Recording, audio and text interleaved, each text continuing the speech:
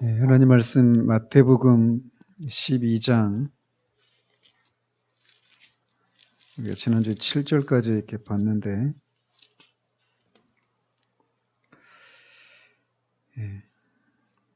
8절부터 14절까지 보도록 합니다. 마지막 절은 같이 읽습니다. 인자는 안식일의 주인이니라 하시니라. 한쪽 손 마른 사람이 있는지라 사람들이 예수를 고발하려 하여 물어 이르되 안식일에 병 고치는 것이 옳으니까.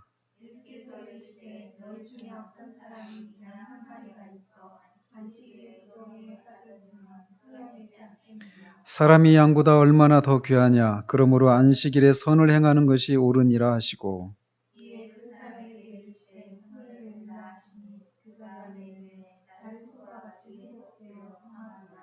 바리새인들이 나가서 어떻게 하여 예수를 죽일까 의논하거늘. 아멘.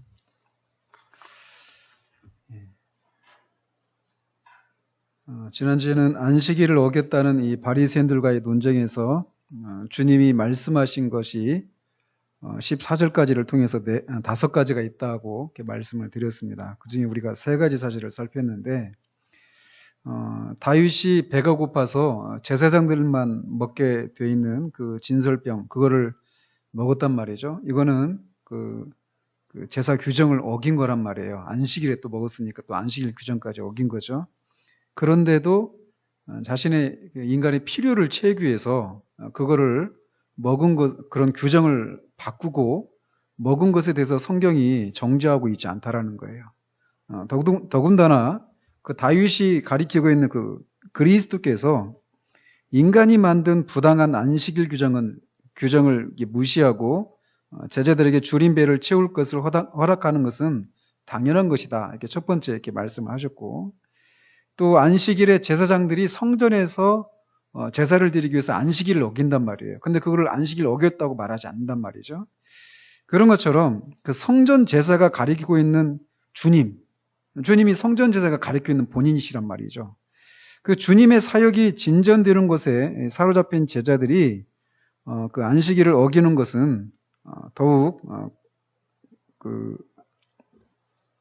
제사장들이 성전에서 제사를 드리기 위해서 안식일을 어기는 것과 비견될 수 있다라고 이렇게 말씀을 드렸고, 또 마지막으로는 이 바리새인들이 제자들에게 안식일을 어긴 것은 어겼다라고 하는 것은 율법을 주신 궁극적인 목적이 자비의 마음을 품는 것에 있는데 그것이 없이 종교 의식에만 관심을 갖는 것을 드러내시는 것을 통해서 이 제자들이 그 이삭을 먹은 것은 안식일을 어긴 것이 아니다라고 주님이 말씀하신 것을 7절까지 해서 이렇게 살폈습니다.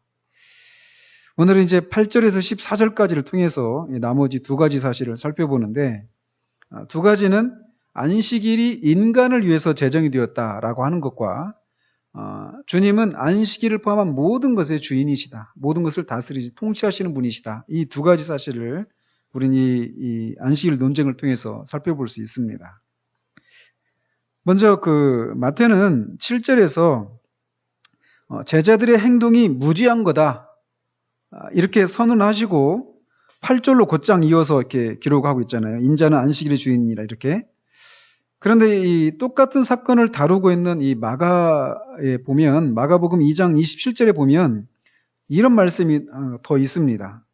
또 이르시되 안식일이 사람을 위하여 있는 것이요 사람이 안식일을 위하여 있는 것이 아니니 이렇게 말씀하고 계셔서 이 제자들이 한 행동 이것이 정죄받을 일이 아니다라고 하는 것을 더 덧붙여서 말씀하고 계십니다. 즉 주님은 사람이 안식일을 위해서 있는 것이 아니라 오히려 안식일이 하나님께서 인간에게 주신 선물임을 밝히고 계신 거예요. 안식일을 주신 목적은 이렇게 바리새인이나 서기관들처럼 안식일을 지켜야 된다라고 하는 이런 아주 세세한 그런 목록들 때문에 유대인들을 그 율법의 과정한 무게로 수고하고 무거운 짐을 지게 만드는 그런 목적으로 안식일을 준 것이 아니라 사람을 위해서 주어진 것이라는 거예요. 즉 인간에게 노동으로부터 이렇게 벗어나서 해방을, 이렇게 안식을 누리게 하고, 또 동시에 그냥 일을 안 하는 것만이 아니라 안식일의 적극적인 측면은 무엇이냐면 하나님을 예배하는 거예요. 그러니까 노동에서 벗어나서 하나님을 예배할 수 있는 그런 기회를 제공하기 위한 것이 안식일이라는 것이죠. 그래서 이런 예수님의 말씀, 그러니까 안식일이 사람을 위해서 있는 것이 아니라 사람이 안식일을 위해서 있다. 아니, 거꾸로 사람이 안식일을 위해서 있는 것이 아니라 안식일이 사람을 위해서 있다. 이 말씀은 당시에도 그렇게 과격한 표현은 아니었습니다. 예를 들면 랍비였던 시몬 벤 메나시아라고 하는 사람이 있었다고 하는데, 그 사람도 그렇게 출애굽기 31장 14절을 해석하면서 안식일이 너희에게 맡겨진 것이지 너희가 안식일에 구속되는 것은 아니다라고 그렇게 해석을 했단 말이에요. 그러니까 이런 예수님의 말씀도 안식일을 제대로 말씀하신 것인데도 지금 이들은 이 안식일에 그냥 매여 있는, 그래서 안식일에 구속되어 버려 있는 이런 해석을 하고 있었던 것을 주님이 이렇게 말씀하고 계신 것입니다. 근데 한 가지 잠시 이렇게 짚어보고 싶은 것은, 이렇게 안식일을 주신 목적이 인간들로 하여금 노동에서 해방되고, 심지어는 종들, 노예, 또 짐승들까지도 안식일을 쉬잖아요. 그죠? 그러니까 안식일을 그 모든 피조물들을 그런 노동에서 해방시키는 이런 목적과 함께 인간들에게는 하나님을 예배하도록 하기 위해서 안식일을 주셨단 말이에요. 근데 예배를 드리는 것이 왜 사람을 위한 것일까요? 왜 그것이 선물이라고 할 수 있을까요? 예배를 드리는 것이 정말 선물입니까? 만약 예배가 즐거움이 아니라면 그건 선물이라고 할 수가 없을 거예요.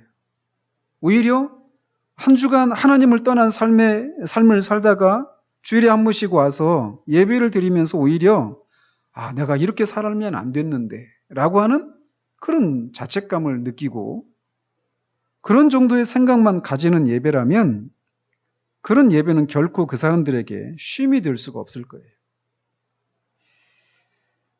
하나님의 형상으로 빚어진 인간이 느헤미야가 말하는 것처럼 여호와를 즐거워하는 것이 너희의 힘이다라고 말했던 것처럼, 그 말이 무엇인지를 실제로 모른다라면 안식일은 더 고통스러운 날이 되고 말 거란 말이죠. 따라서 예배가, 안식일에 예배를 드릴 수 있는 그런 기회를 준 것이 우리 인간에게 주신 하나님의 선물이 될 수 있는 것은, 예배 가운데서 우리가 분명하게 그 예배를 통해서 하나님을 만나고 성령의 그런 초자연적인 역사를 통해서 우리의 굳은 심령이 새롭게 되어지고, 세상을 떠났던 우리의 마음이 하나님을 향해서 돌이키고, 하나님의 어떠하심과 그리스도를 통해서 우리에게 주어진 그 영광스러움을 우리가 다시금 맛보고 우리가 누구인지를 확인하고 돌아가는 일이 없다면 안식일은 우리에게 선물이 되지 못할 거예요. 그냥 피곤한 날이 되고 말겠죠. 그런 측면에서 잠시 우리는 이 안식일이 정말 사람을 위한 것인가, 이거를 우리가 생각을 해봐야 돼요. 한편 이런 말씀에서 주님이 말씀하고 있는 중요한 것은, 안식일은 부차적인 것이다라는 것입니다. 무엇에 비해서? 인간의 그런 생명을 유지하고 인간이 인간다움을 누리고 그 하나님 안에서 쉼을 누리는 이런 인간의 관점에서 보면 안식일은 부차적인 것이라는 거예요. 그렇기 때문에 안식일에 아무것도 하지 말라라고 하는 이것을 지키려다가 사람에게 어떤 피해와 상처를 입히게 된다면 어떤 새로운 변화가 필요하다라는 것이죠. 그리고 일하지 않는 것이 아니라 어느 정도의 그런 노동이 궁극적으로 인간에게 도움이 되고 인간의 생명과 인간의 그런 구원에 어떤 유익을 준다면 차라리 휴식을 포기하고 일을 하는 것이 옳다라는 것이에요. 이런 관점에서 예수님께서는 이 제자들이 안식일에 휴식을 취하라고 하는 이런 규정을 어기면서까지 그들의 배고픔을 이렇게 충족시키기 위해서 추수하고 탈곡하는 이런 행동을 한 것을 허용하셨던 것입니다. 사람이 안식일만을 위하다가 멸망하는 것보다는 이 생명을 보존하고 유지하기 위해서 안식일 굴레를 벗는 것이 나을 것이다라는 거예요. 이런 면에서 바리새인들이 부과한 그런 율법의 멍에는 인간을 이 법조문에 막 찌들게 하는, 구속하는 그런 것이었지만 예수님의 멍에는 쉽고 가벼운 것이었습니다. 주님은 6절에서 성전보다 더 큰 이가 여기 있다라고 하는 말씀과 이렇게 결부해서 이 8절 말씀을 하고 계십니다. 인자는 안식일의 주인이니라. 이 말씀을 통해서 이제 밀밭에서 일어난 이 안식일 논쟁을 이제 종식을 하는데, 우리말 성경은 그냥 인자는 안식일의 주인이니라 이렇게 되어 있지만 이 원어에는 가르라고 하는 헬라어가 있어서 왜냐하면 이런 의미가 있어요. 즉 왜냐하면 인자는 안식일의 주인이니라 이렇게 말씀하셨다라는 거죠. 그러니까 주님은 제자들이 안식일에 이삭을 비벼서 먹는 것은 무죄한 일이다 이렇게 선언하셨죠. 7절에서. 왜 그러냐? 왜냐하면 인자는 안식일의 주인이기 때문이다 이렇게 말씀하셨단 말이에요. 즉 제자들이 그렇게 이삭을 먹고 비벼서 먹은 것은 안식일의 주인이신 인자께서, 즉 예수님께서 그렇게 허용을 하신 거란 말이에요. 즉 제자들은 바리새인들이 주장하는 전통이 아니라 예수님의 주권을 더 높이 인정하고 그 예수님의 권위에 따라서 행동을 했다라는 것입니다. 제자들이 그렇게 한 것은 정당했습니다. 왜냐하면 주님은 성전보다 크신 분일 뿐만 아니라 안식일의 주인이시기 때문에 그래요. 얼마나 이 풍경을 한번 잘 생각해 보십시오. 지금 안식일의 주인이 제자들에게 그렇게 해도 된다라고 허용을 하셨어요. 그런데 바리새인들이 안식일의 주인이 허락한 그 사건에 대해서 그거는 죄다, 안식일을 어긴 것이다 이렇게 말하고 있다는 말이에요. 얼마나 우스운 풍경입니까? 주님은 자신을 다니엘서 7장에서 예언하고 있는 인자라고 이렇게 묘사하시면서 자신이 천하 만물을 다스리는 주이심을 그렇게 밝히고 계십니다. 따라서 당연히 주님이 안식일의 주인인 것은 당연한 것이죠. 그렇다면 안식일의 주인을 모욕하면서 안식일을 존중한다고 생각하는 이 바리새인들은 얼마나 황당한 사람들인가라는 거예요. 안식일의 주인이 옳다, 괜찮다 말씀하셨는데 아니 어떻게 그것이 옳은 것이라고 할 수 있습니까? 아니 어떻게 그렇게 괜찮다고 할 수 있습니까? 라고 따져 묻는 그런 행동이 얼마나 얼토당토하는 그런 행동인가라는 거죠. 안식일의 주인이신 주님은 안식일을 존중해서 누가복음 4장에 보면 이 안식일의 회당 예배에 정규적으로 참석하셨을 뿐만 아니라 때로는 그 예배를 인도하시기도 하셨어요. 또 안식일에 오늘 여기서 보이는 것처럼 안식일에 자비를 베푸시거나 또는 어떤 치유 행위를 하기도 하셨습니다. 또 뒤에 이렇게 요한복음이나 보면 안식일을 거룩해 해서 무덤 속에서 안식을 취하시죠. 더욱이 그는 안식일의 상징적인 의미를 그의 부활로 성취하심으로써 안식일을 정당하게 드러내셨습니다. 구약 시대에는 안식일이 6주간의 노동 후에 안식일이 따라왔죠. 그죠? 노동으로 일주일이 시작이 됐어요. 그 다음에 안식이 뒤따랐는데 이 완전한 대제사장이신 그리스도께서 몸소 이 대속적인 고통의 노동을 겪으심으로써 하나님의 백성들에게 영원한 안식, 따라서 신자들은 그 예수 그리스도를 믿음으로 현재에도 안식에 들어갑니다. 근데 이 안식에 대해서 신자들이 거저 주신 그 구원에 감사해서 그 감사한 그런 활동이 뒤따라요. 즉, 안식이 먼저고 그 뒤에 그 안식을 주신 것에 대한 감사로 그런 수고하는 그런 행동이 뒤따른단 말이에요. 신약 시대에 와서. 그래서 예전에는 노동과 안식 이런 순서였는데 이제는 안식과 이 노동 이런 순서로 바뀌게 된 것이죠. 즉 이제는 한 주간이 안식의 날과 더불어 시작이 된 거예요. 그래서 주일이 먼저 앞에 있잖아요. 그죠? 다시 말해서 예수님은 이 말과 행위를 통해서 이런 안식일을 참된 자유의 날로 해석하심으로써 그의 권위를 안식일보다 우위에 두고 계신 것입니다. 이렇게 해서 밀밭에서 벌어졌던 그 안식일에 대한 이 주님과 바리새인들의 논쟁은 주님의 한판승으로 끝났어요. 그러나 한 번의 실패로 순순히 물러날 그들이 아니었습니다. 안식일 논쟁이 있었던 밀밭을 떠나서 이제 또 다른 안식일에 이번에는 회당에서 이 안식일에 대한 2차 논쟁이 벌어집니다.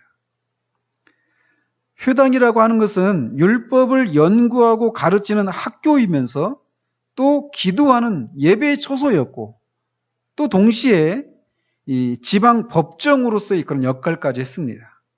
그런 회당에서 이제 이 바리새인들이 예수님을 고발하려고 하는 그런 목적을 가지고 이제 예수님께 질문을 던집니다. 바리새인들은 예수님을 고소할 그런 증거와 명분을 찾아서 기회만 있으면 그를 정식 재판에 회부하려고 막 노력을 했던 거예요. 근데 마침 그렇게 이 재판도 있는 재판을 하는 그런 법정 역할도 하는 회당에서 이제 예수님께 그 율법을 예수님이 어겼다라고 하는 그런 어떤 꼬투리를 잡기 위해서 기회를 노리고 있었는데 마침 거기에 10절에 있는 것처럼 한쪽 손 마른 사람이 거기에 있었습니다. 누가는 오른손이 말랐다 이렇게 얘기하고 있어요. 그리고 그 히브리인들의 그 외경 복음서에는 이 사람이 손으로 벌어먹는 석공이었대요. 그러니까 석공이니까 손으로 일을 해야 되는데 손이 말라 비틀어졌으니까 그 사람 본인뿐만 아니라 가족까지도 얼마나 그런 고통 가운데 있었겠어요? 그 사람이 이렇게 이 바리새인들이 그 사람을 일부러 예수님을 이렇게 함정에 빠뜨리기 위해서 데려온 것인지 아닌지는 불명확합니다. 근데 어쨌든 이 바리새인들은 어떻게 하든지 주님이 율법을 어기는 분이라고 고발하기를 원했었는데 그들에게 있어서 이 한쪽 손 마른 사람이 있는 것은 얼마나 고마운 일이었을까요? 그러면서 이제 예수님께 그들이 안식일에 병 고치는 것이 옳습니까? 틀립니까? 라고 이제 질문을 한 거예요.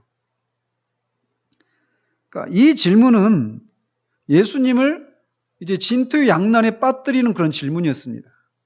만약 예수님이 안식일에 병을 고치는 것이 옳다 이렇게 말하면 율법을 어기는 것이 되는 거예요. 이러지 말라고 하는 그런 규정을 어긴 것이다라고 되는 거고 또 그들을 율법을 안식일을 지키기 위해서 이 사람을 고쳐주지 않으면 전에 말씀드렸잖아요. 7절에서 나는 자비를 원하고 제사를 원하지 아니하노라 이렇게 말씀하셨는데 이 불쌍한 사람을 고쳐주지 않는 그러니까 자비를 원한다고 하셨는데 자비를 베풀지 않게 되는 고쳐도 율법을 어기는 것이고 안 고치면 이 자비를 원한다고 했던 그 말에 일치되지 않는 그런 주님이 되어버리기 때문에 이 진토양난에 빠지는 그런 질문이었던 것이죠. 안식일의 주인이신 주님은 이 마가와 누가에 의하면 이 사람들의 의도를 마음속에 있는 생각을 간파하셨다라고 이렇게 말씀하셔요. 그리고 그들의 완악한 마음을 인해서 근심하셨다라고 이렇게 말씀하십니다. 그리고서는 그 사람을 회중 가운데서 일어서라고 하셨다라고 기록하고 있습니다. 여기는 마태에는 그런 부분, 세세한 부분들은 빠뜨렸는데, 아마도 주님은 모든 사람이 지켜보는 중에 이렇게 서 있는 그 사람의 손의 상태를, 손이 어떤 상태인가를 모든 사람이 지켜보게 하셨을 거예요. 근데 우리 인지상정이 그렇게 손이 말라 비틀어지는 그 사람, 이 상황을 안다면, 그리고 그 사람이 어떤 직업을 가진 사람이고 그 사람의 지금 가정사를 더 세세하게 아는 사람이라면 아마 그렇게 회중 가운데 서 있는 그 사람을 보면서 불쌍한 생각이 들었을 거란 말이죠. 그렇게 하신 다음에 주님이 이제 11절, 12절 말씀을 통해서 그들의 그런 계획에 역공을 취하십니다. 예수께서 이르시되 너희 중에 어떤 사람이 양 한 마리가 있어 안식일에 구덩이에 빠졌으면 끌어내지 않겠느냐? 사람이 양보다 얼마나 더 귀하냐? 그러므로 안식일에 선을 행하는 것이 옳으니라. 주님은 먼저 양 한 마리가 안식일에 구덩이에 빠졌으면 끌어내지 않겠느냐? 이렇게 얘기를 합니다. 당시 그 쿰난 공동체에서는 안식일을 일하지 말라 이 규정을 지키기 위해서 양이 구덩이에 빠졌을 때 어떻게 하라고 하느냐면 널판지를 이렇게 내려줘가지고 구덩이에 양이 이렇게 올라오게 했다고 합니다. 사람은 일하면 안 되니까. 또 바리새인들은 더 심하게 안식일을 버틸 수 있도록 거기다 먹이를 던져주는 거예요. 그리고 또 못 나오면 이제 사람이 들어가서 이렇게 꺼냈다고 그렇게 했다고 그래요. 근데 주님은 이렇게 양이 구덩이에 빠졌을 때 끄집어내는 거, 이거는 짐승을 향해서도 이렇게 너희들이 불쌍히 여기고 짐승을 이렇게 끌어내지 않느냐 이런 말씀이란 말이에요. 근데 실제로 구약 성경에 보면 하나님께서 주신 그 율법에 보면 짐승들을 향해서까지도 하나님이 긍휼과 자비의 마음을 품고 대하라고 하시는 이런 규정들이 많이 있습니다. 이를테면 출애굽기 23장 4절 5절 보면 이렇게 되어 있어요. 네가 만일 네 원수의 길 잃은 소나 나귀를 보거든 반드시 그 사람에게로 돌릴지며 네가 만일 너를 미워하는 자의 나귀가 짐을 싣고 엎드러짐을 보거든 그것을 버려두지 말고 그것을 도와 그 짐을 부릴지니라. 그러니까 원수의 그런 이 소나 나귀가 길을 잃은 것을 보면 아주 내가 싫은 그 사람 내 거구만 하고 그냥 내버려 두지 말라라는 거예요. 만약 내버려 두면 길을 잃고 만약에 맹수나 또는 굶어 죽게 되는 일이 있으면 안 되니까 돌이키라는 거죠. 그 사람에게 돌려주라는 거예요. 또 미워하는 자의 나귀가 짐을 싣고 엎드러져 있을 때도 그게 눌려서 죽을 수도 있으니까 그냥 내버려 두지 말고 그 나귀를 구해주라는 거죠. 또 레위기 22장 28절에 보면 암소나 암양을 막론하고 어미와 새끼를 같은 날에 잡지 말지니라 이런 규례가 있습니다. 왜 어미와 새끼를 같이 암소나 암양 이거를 어미나 새끼를 같이 잡으면 뭐가 안 됩니까? 왜 금하셨을까요? 그러니까 이거는 우리가 어때요? 사람도 그렇잖아요. 사람도 엄마나 자녀가 부모나 자녀가 한날에 같이 죽는다. 아주 큰 참극이잖아요. 그죠? 그러니까 짐승들을 향해서도 그렇게 하라는 거예요. 짐승들을 향해서까지도 측은지심의 마음을 품고 그 어미와 새끼를 같은 날에 잡지 말라라는 거예요. 그거 하면 어떤 동투가 나고 이런 게 아니라 측은지심의 마음을 품으라는 것이죠. 짐승들을 향해서까지도. 또 웃긴 게 있어요. 그 신명기 22장 6절 7절을 보면은 길을 가다가 나무에나 땅에 있는 새의 보금자리에 새 새끼나 알이 있고 어미새가 그의 새끼나 알을 품는 것을 보거든 그 어미새와 새끼를 아울러 취하지 말고 어미는 반드시 놓아줄 것이요 새끼는 취하여도 되나니 그리하면 네가 복을 누리고 장수하리라. 왜 이렇게 하셨을까요? 이런 거 보면 그냥 막 지나가죠. 근데 이 속에도 하나님께서 아주 미물에게까지도 이 사랑을 베푸시고 계신 하나님의 마음을 읽을 수 있어요. 그러니까 새 둥지의 어미가 새끼나 알을 품고 있는 경우가 그럴 때 보면 이거 웬 떡이냐 하면서 막 우리가 다 잡잖아요. 어미나 이 새끼나 알까지. 그렇게 하지 말라라는 거예요. 이 어미는 놓아주고 새끼만 취하든지 아니면 알만 취하라는 거예요. 어미는 또 다시, 그러니까 만약에 이 어미를 가져가면 새끼는 죽잖아요. 그죠? 근데 이 어미를 놔주고 새끼나 알을 취하면 어미는 나중에 또 새끼를 낳으면 된다는 거죠. 그러니까 인간의 그런 탐욕을 채우기 위해서 그렇게 무자비하게 하지 말고 작은 미물에게까지 그런 이 측은지심의 마음을 품으라는 거예요. 그러니까 율법에 아주 율법의 정신이 사랑이에요. 그러니까 아주 미물에게까지. 그리고 그 율법을 지키는 사람의 마음을 하나님께서 그렇게 보존하시는 것이죠. 완악한 마음을 품지 않도록. 또 이런 규절도 있어요. 신명기 14장 21절 보면 너는 염소 새끼를 그 어미의 젖에 삶지 말지니라. 그러니까 염소 새끼를 삶아서 이제 먹을 수 있는데 그 삶을 때 그 젖으로 삶지 말라라는 거예요. 아마 그 젖으로 삶으면 고기가 육질이 더 부드러워지나 보죠. 근데 그렇게 되면 우리의 그런 탐욕을 채우기 위해서 그렇게 하면은 그거는 무자비한 일이 된다라는 거예요. 그러니까 새끼가 자신이 먹고 막 살아야 될 것이 그 젖이잖아요, 젖. 근데 그 엄마 젖으로 새끼를 끓인다. 그렇게 하지 말라는 거예요. 그러니까 그런 것들 속에도 하나님의 사랑이 녹아 있는 거예요. 그러니까 구약에는 이렇게 짐승에게까지도 긍휼의 마음을, 자비의 마음을 품을 것을 요구하는 그런 계명들이 있어요. 결국 그런 계명을 행하는 사람의 마음을 하나님께 지키시기 위한 것이죠. 완악하고 탐욕 가운데 행동하지 않도록 하기 위해서. 그런 율법을 주신 거예요. 나중에 읽어볼 때 그렇게 보시면, 그렇단 말이에요. 그렇게 짐승들까지도 선대하라고 하는 이런 계명을 주셨는데, 그 하나님의 형상으로 빚어진 인간을 향해서는 얼마나 더 그런 사랑과 긍휼과 자비의 마음을 품기를 원하시겠는가라는 거예요. 지금 주님이 말씀하시는 요지가 그런 거란 말이에요.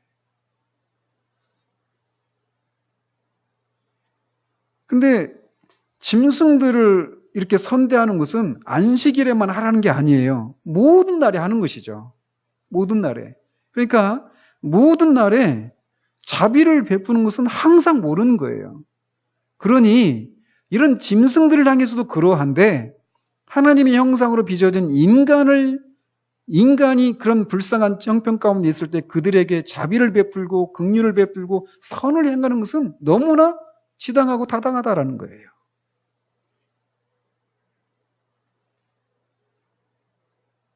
바리새인들은 모든 날에 특별히 이 안식일에 선을 행하는 것이 옳고도 타당하다는 사실을 대놓고 부인할 수가 없죠. 너무 타당하니까.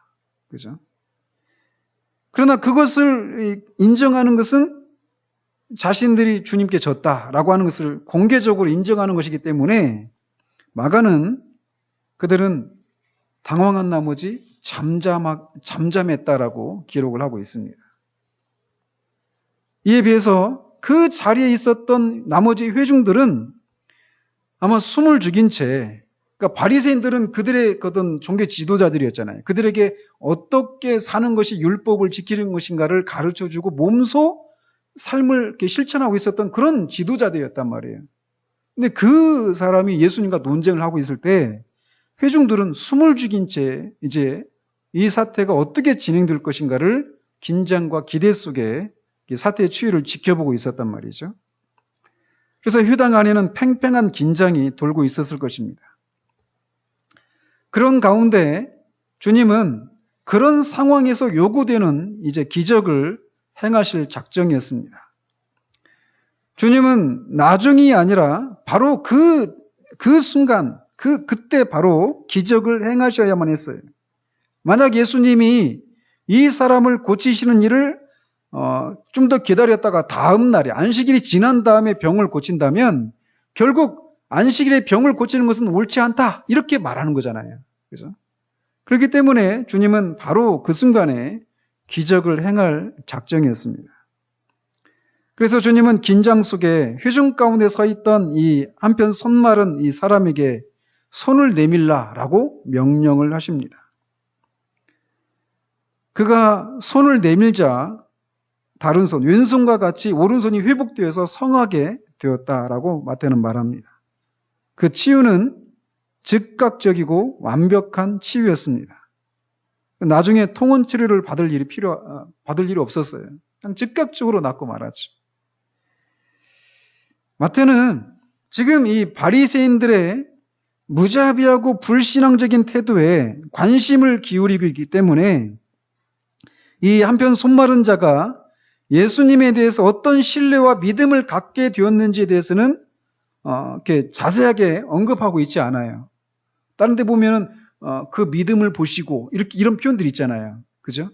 낫기를 원하는 어떤 그런 믿음에 예수님이 고칠 수도 있다. 이런 어떤 것을 이렇게 표현하는 그런 말들이 있는데 여기서는 마태가 그것을 기록하고 있지 않아요. 그러니까 중심은 관심사는 주로 이제 바리새인들의 그런 태도에 가 있기 때문에 그것을 생략하고 있는데 어쨌든 예수님께서는 다른 어떤 병자를 약한 자를 고치셨을 때와는 달리 이 사람의 몸에 손조차 대지 않으시고 손을 내밀라라고 말씀으로만 명령하십니다. 그러자 손이 내밀어지는 거예요. 그러니까 손이 말라 있었으니까 제대로 펴지지가 않았겠죠. 기적인 거죠.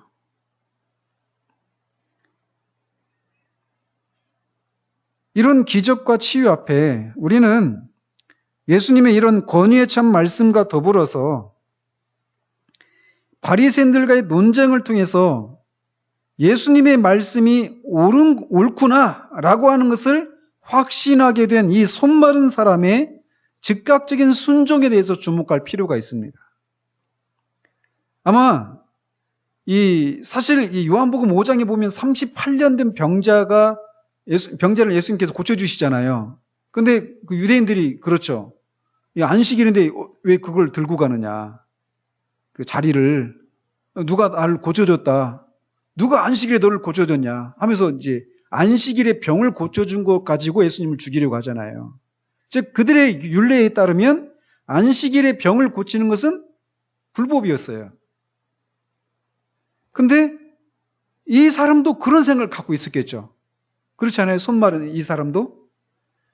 근데 지금 바리새인들과 예수님과의 그 논쟁 속에서 바리새인들이 지금 주장했던 게 그거란 말이에요. 병을 고치는 거 옳지 않다. 근데 예수님은 양을 구덩이에서 건져주는 것이 합당한데 그보다 더 귀한 사람을 향해서 당연히 선을 베푸는 것이 옳다. 이런 말씀하셨을 때 이 사람도 맞습니다. 그 말씀이 옳습니다. 이런 확신이 있었겠죠. 그러니까 예수님이 손을 내밀라라고 하셨을 때 손을 내민 거예요. 그러니까 만약에 그 행동은 있잖아요. 그 행동은 결국 바리새인들의 그 말이 옳지 않다라고 하는 것을 말하는 그런 행동이란 말이에요. 그렇잖아요? 그러니까 그런 면에서 보면 이 사람은 바리새인들의 이런 악의 도구로 자신이 사용될 뻔했는데 예수님과의 그런 논쟁을 바리새인과 예수님과의 그런 논쟁 속에서 안식일에 소극적으로 무엇을 하지 않는 것보다는 적극적으로 선을 행하는 것이 하나님이 더 기뻐하시는 일임을 깨닫고 자신을 예수님의 신성을 입증하는 그런 선한 도구로 기꺼이 자신을 제공한 거예요. 이런 면에서 보면 이 사람의 이 믿음의 행동은 굉장히 칭찬받을 만한 그런 행동인 것이죠. 그러니까 예수님이 고치실 수 있다. 이걸 신뢰하는 것을 넘는 거예요. 그러니까 지금 자기가 살고 있는 그 공동체 안에서 지금 안식일의 병을 고치는 것은 율법을 어기는 것이다. 이것이 옳은 것이다라고 수백 년 동안 전해 내려왔단 말이에요. 근데 그거를 깨는 행동이란 말이에요. 이 사람의 행동은 작은 행동이 아니었던 거죠. 그러니까. 그래서 그는 그런 순종과 결단에 의해서 그런 한쪽 손이 말라서 속박된 상태 가운데서 벗어나서 해방되는 그런 축복을 보게 된 것이죠. 그는 예수님으로 말미암아 나을 수 있다라고 하는 믿음과 참으로 낫고자 하는 그런 깊은 열망을 가지고 예수님의 그런 신적인 능력에 의해서 온전케 되는 축복을 얻게 된 거예요. 바리새인들은 이 놀라운 권능과 이 자비의 행위를 통해서 우리가 잘못 생각하고 있었구나. 율법을 우리가 잘못 해석하고 있었구나. 이렇게 인정을 하고 그 주님의 권능 앞에 엎드린 것이 아니라 오히려 예수님이 안식일에 행한 일은 이 죄를 짓는 것이다라고 간주를 했습니다.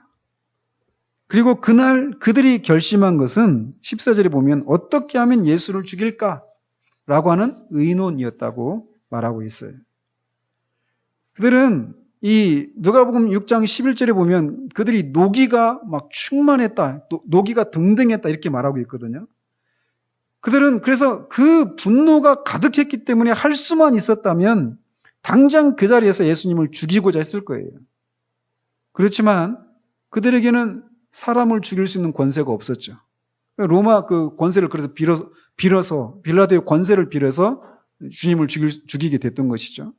그리고 뿐만 아니라 거기에 모여있는 그 놀라운 광경을 목도한 회중들 때문이라도 그들은 그 자리에서 예수님을 죽일 수가 없었어요. 그래서 그들은 그 자리에서 나와서 이 마가에 의하면 이 3장 6절에 보면 그들이 헤롯 땅과 함께 예수님을 어떻게 하면 죽일까를 의논했다라고 되어 있습니다.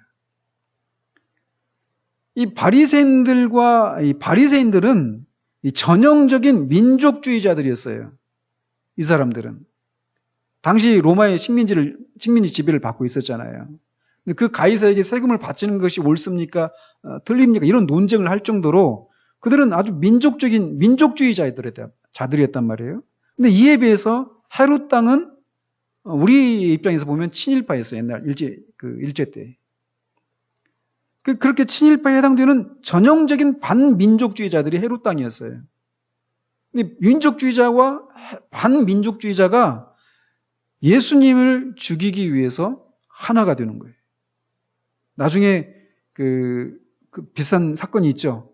헤롯과 이 빌라도가 전에는 원수였다가 예수님을 죽이는 이 과정 속에 서로 친구가 되죠. 종교와 정치는 이런 식으로 진리를 깨뜨리고 무너뜨리는 데 있어서 늘 하나가 되는 그런 특징을 갖고 있어요. 자, 그런데 우리가 여기서 그래서 이제 이렇게 해서 결국 안식일에 선을 행하는 것이 옳다. 이런 결론인데 우리가 잠시 이렇게 살펴보고 싶은 것은 어떻게 이 바리새인들이 지난주에도 말씀드린 것처럼 하나님의 계명을 지키려는 열심에서 이들이 출발했단 말이에요. 그랬는데 어떻게 이렇게 얼토당토하는 일을 하게 되었는가? 당연히 예수님의 말씀이 뭐 더 이상 토를 달 수가 없잖아요.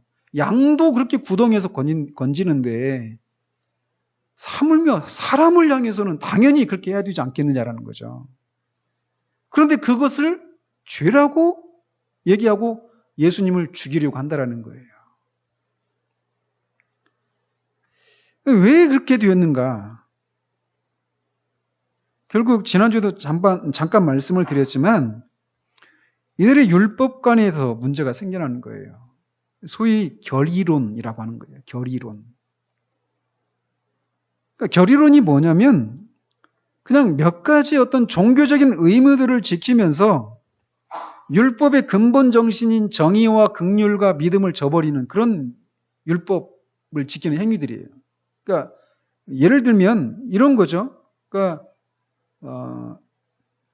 뭐 기독교인 오늘날로 환원한다면 주일 성수하고 11조 지키고 또 교회 봉사 열심히 하고 성경도 읽고 성교에도 열심을 내고 뭐 그런 거죠. 그러면은 아주 훌륭한 신자다 이런 생각들을 갖잖아요. 그런데 그런 몇 가지 종교적인 의무들을 하는 것으로 그냥 자신이 율법을 지키고 하나님의 뜻대로 살고 있다라고 생각하는 거예요. 그러니까 그런 측면에서 보면 오늘날에도 바리새인들과 같은 사람들이 많죠. 우리들은 안 그랬나요? 그러니까 바리새인 이렇게 말할 때 제가 거듭 말씀드리지만 우리와는 좀 다른 아주 문제가 있는 사람 이렇게 생각하시면 안 돼요. 그들의 시작은 말씀드렸던 것처럼 하나님의 율법을 지키려는 열심에서 출발했던 사람들이에요. 근데 오늘날도 이렇게 보면은 그렇게 몇 가지 그런 술 안 마시고 담배 안 피고 도박 안 하고 11조하고 주일 성수하고 새벽기도 안 빠지고 전도하고 선교하고 새벽 뭐죠? 뭐가 있을까요? 뭐 그런 그 교회 열심히 봉사하고 그러면은 정말 열심히 있는 신앙인이잖아요. 그죠? 제가 회심하기 전에 제가 그랬어요. 제가 말씀드릴까요? 얼마나 제가 열심히 있었던 사람인지? 제 대학교 3학기 때부터 새벽 기도를 시작했습니다. 3시 반에 일어나서 도서관 5시 문 열거든요. 3시 반에 일어나서 막 도서관으로 가요. 5시까지 그 계단에서 그 백열등 밑에서 영어 단어 막 1시간 반 동안 외우고 5시 되면 막 뛰어들어가서 가방 딱 놓고 막 또 뛰어가서 교회로 갔어요. 가서 새벽 기도 하는 거예요. 그때 가면은 예배는 다 끝났고 기도하고 있어요. 다 가고 목사님도 가고 저만 남아 있어요. 목사님 밖에서 기다리고 있어요. 제가 끝날 때까지. 그렇게 이제 기도 생활을 시작했어요.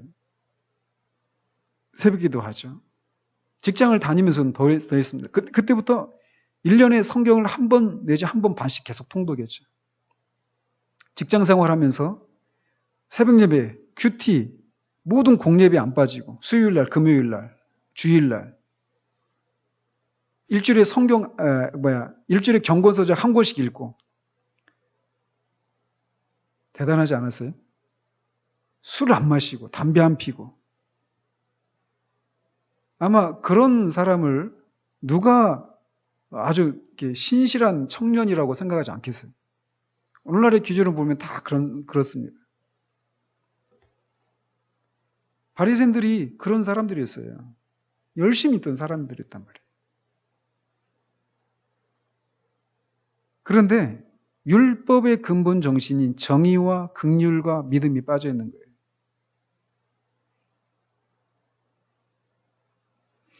그래서 오늘날 뭐 이렇게 신문에 나오는 그런 기독교인이다, 목사다. 어제도 목사 한 명이 나왔더라고요. 차 빼달라고 하니까 막 화나가지고 칼로 사람을 찔렀어요. 나 막 그런 기사 보면 막 부끄러워가지고 읽을 수가 없어요. 근데 그 뭐 목사네 장로례 하는 사람들 보면 얼마나 열심히 있는 사람인지 몰라요. 그런 부분에 있어서. 그러니까 몇 가지 기독교인으로서 해야 될 그런 종교적인 항목들을 열심을 내면 그 사람은 아주 하나님의 뜻대로 살고 있는 것이다 이렇게 생각한단 말이에요. 그런데 순종은 있잖아요. 총체적인 거예요. 모든 전 삶에 있어서. 그리고 술 안 마시고 성경 읽고 예배 드리고 다 좋습니다. 그런데 그 중심에 무엇이 있느냐면 그것을 하는 나를 하나님이 어떻게 바라보시는가. 즉 하나님과의 관계예요.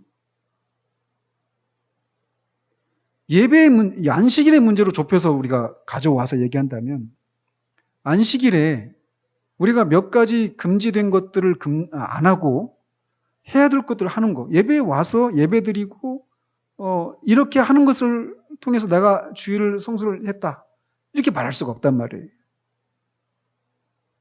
안식이가 그런 근본 중심이 뭐냐면 안식일 뿐만 아니라 모든 삶에 있어서도 하나님과의 관계예요. 성경을 읽으면서 성경 속에서 제가 지금 2번째 읽고 있거든요. 올해. 근데 읽으면서 성경 그 속에서 하나님의 마음을 읽을 수가 없다면 껍데기인 거예요. 기도를 1시간, 2시간씩 해요. 그런데 그 속에서 하나님을 만나지 못한다면 기계적인 기도에 불과하다는 거예요. 예배를 드립니다. 예배에 와서 예배를 드려요. 찬양하고 기도하고 예배를 드리는데 그것뿐이에요. 안 졸고 안 떠들고 아주 정자세로 예배를 드리는데 그것뿐이에요. 그 속에서 하나님의 만남이 없어요. 그리고 그냥 몇십 년이 흘러간단 말이에요.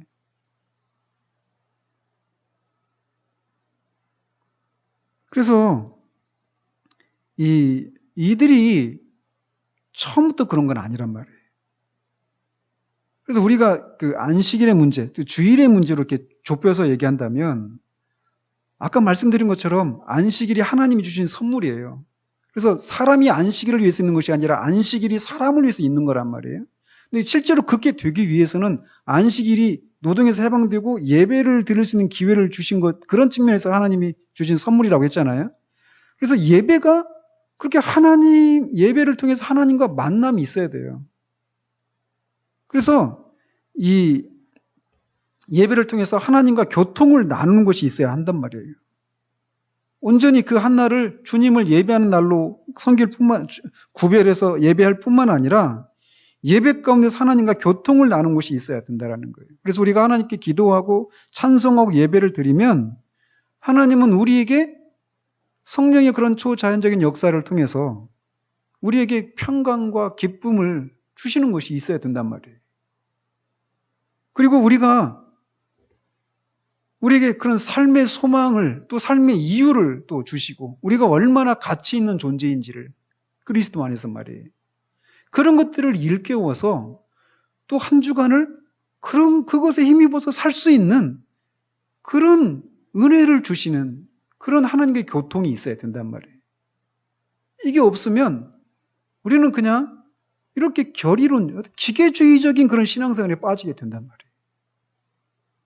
오늘날 온통 그런 기준에 의해서 한 사람의 신앙의 성숙도를 얘기한단 말이에요. 본질이 빠져 있고. 우리는 그래서는 안 돼요. 모든 예배에 우리가 기대할 것은 하나님이 우리를 만나 주시는 것. 성령께서 우리 안에서 역사해 주시는 것. 말씀드렸죠. 성령 역사는 어떤 신비로운 초자연적인 역사인데 그게 어떤 사람들이 흔히 생각하는 것처럼 어떤 신비로운 것들 이게 아니란 말이에요. 우리의 마음을 감동시키는 거예요.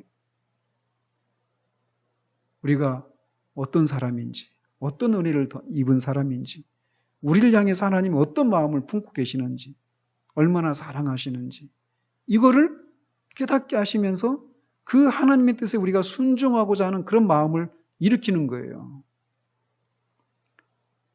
성령께서 하시는 일이 그 일이란 말이에요. 그 일이 우리 예배 가운데 있어야 돼요. 그렇지 않으면 우리는 그냥 바리새인들과 같이 되는 거예요. 그런 측면에서 우리를 정말 이렇게 정말 그래서 늘 이제 이 구걸하는 것 같은 그런 마음으로 나와야 돼요. 정말 주님께서 은혜를 주시길. 안 주시면 나는 가면은 돌아가면 난 분명히 깨질 건데, 질 건데, 이 생각을 가지고 진짜 필사적으로 나와야 돼요. 필사적으로. 그런 자들을 하나님이 외면하지 않으십니다. 설교자가 설교를 죽서도 하나님은 기도를 통해서든지 성경을 읽을 때든지 헌금을 드릴 때든지 아니면 뭐 찬송을 할 때든지 어떤 수단을 통해서든지 하나님은 그런 자들을 반드시 빈손으로 내보내지 않으셔요. 그런 은혜가 우리 가운데 늘 있기를 바랍니다. 기도하겠습니다.